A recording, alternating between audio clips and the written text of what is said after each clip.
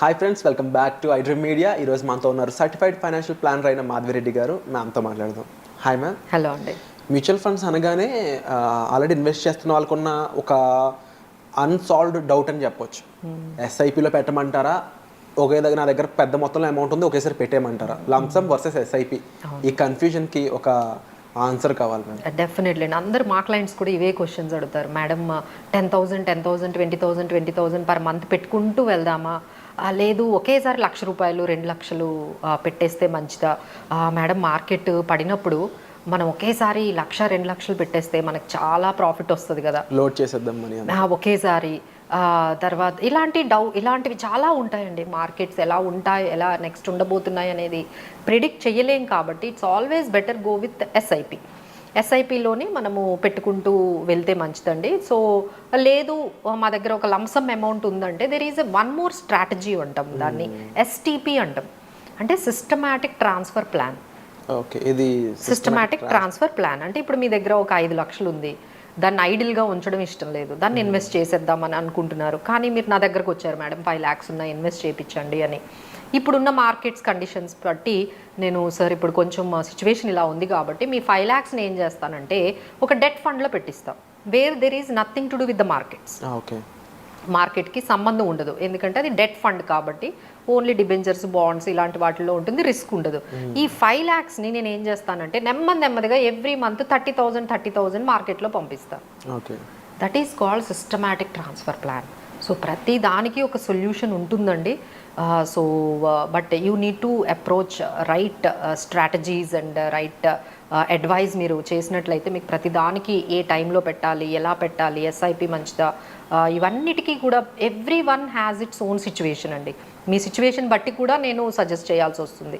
Sir ఇలా పెట్టండి, ఇలా పెట్టండి. మీ రిస్క్ టేకింగ్ ఎబిలిటీ అనుకోండి, even I may suggest that sir ఇప్పుడు మార్కెట్ ఆల్మోస్ట్ 26,000 నుంచి 24,000 వరకు మనకు వచ్చింది కాబట్టి సో మీరు డైరెక్ట్గా మనం కొంత అమౌంట్ ఇప్పుడు పెట్టేద్దాము, లేదు అంటే ఆ 5,000ని 2 partsలో పెట్టించవచ్చు. సో ఇట్స్ ఆల్ డిపెండ్స్ అండి, మీకున్న రిస్క్ టేకింగ్ ఎబిలిటీ, మీకున్న టైం హారిజన్, ఇలాంటివి చాలా స్ట్రాటజీస్ మా దగ్గర ఉంటాయి. So basing on your current situation మేము డెసిషన్ తీసుకుంటాం.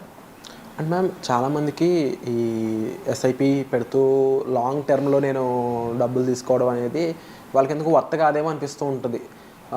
ఇంకొంతమందికి ఎస్ఐపిలో కాంపౌండింగ్ అనే వాల్యూ అర్థం కాక వాళ్ళు ఏమంటారంటే ఎప్పుడో వచ్చేదంటే నాకెందుకు, ఇప్పుడు వచ్చేది ఏమైనా ఉందా, నాకు రెగ్యులర్గా ఇన్కమ్ కావాలి బట్ నేను అంత లాంగ్ టర్మ్లో పెట్టలేను అనేవాళ్ళు.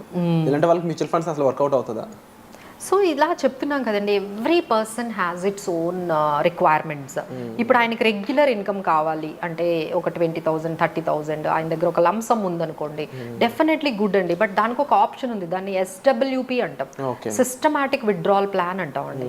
సో ఈ తెచ్చిన మీరు ఏదైతే ఈ కార్పస్ ఫండ్ని మనము ఒక 3-4 స్కీమ్స్లో పెట్టేస్తే ఎవ్రీ మంత్ మీ అకౌంట్లోకి ఒక 20,000 కానీ లేకపోతే 10,000 కానీ స్లోగా మీ అకౌంట్లోకి వెళ్ళిపోతూ ఉంటుందన్నమాట.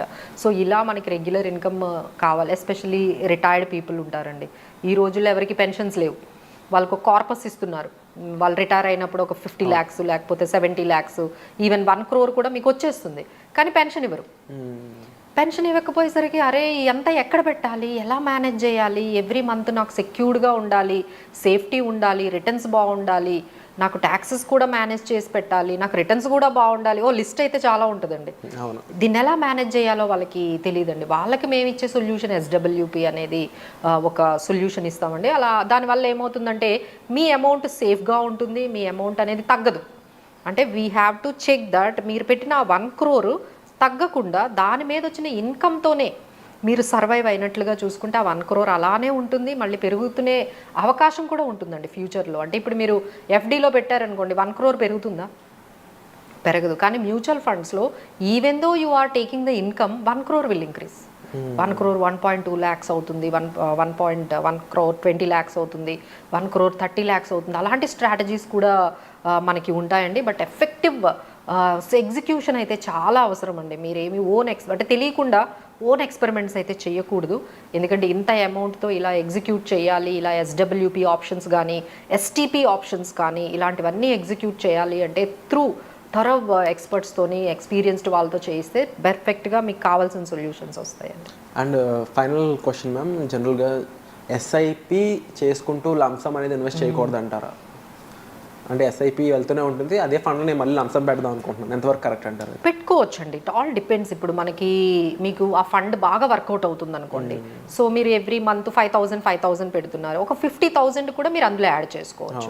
Definitely there is an option ఉంటుందండి. You can add lump sum also to the same fund along with your SIP. But అన్నిటికన్నా ఇంపార్టెంట్ డౌట్ అందరికీ ఏమొస్తుందంటే, ఎప్పుడు అందులో నుండి బయటకు వచ్చేయాలి. ఓకే, సరే ఇప్పుడు ఒక ఫండ్ మనకి క్రియేట్ అయ్యింది, దాన్ని ఎగ్జిట్ ఎప్పుడు అవ్వాలి, మనం పెట్టిన దాని మీద డబుల్ అయింది, అప్పుడు బయటకు వచ్చేయాలా?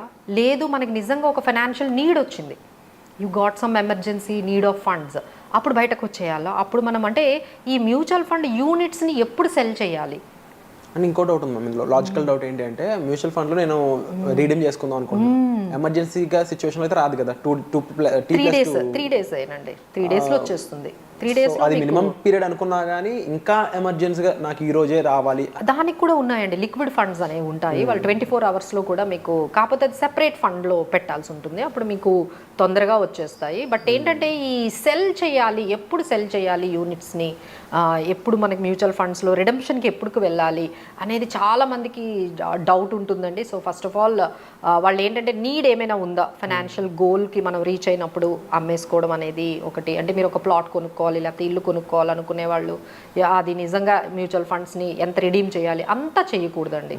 యూ నీడ్ నాట్ కంప్లీట్లీ దాన్ని జీరో చేసేస్తున్నారు చాలామంది. ఆ మ్యూచువల్ ఫండ్స్ పెడుతూ ఉంటారు, ఏదో రిటైర్మెంట్కి అంటారు, మధ్యలో ఇంకేదో గోల్ మీరు సెట్ చేసుకుంటారు, మారిపోతుంది, దాన్ని జీరో చేస్తారు, ఇక మొత్తం రిటైర్మెంట్ గోల్ అనేది పక్కకి వెళ్ళిపోతుంది.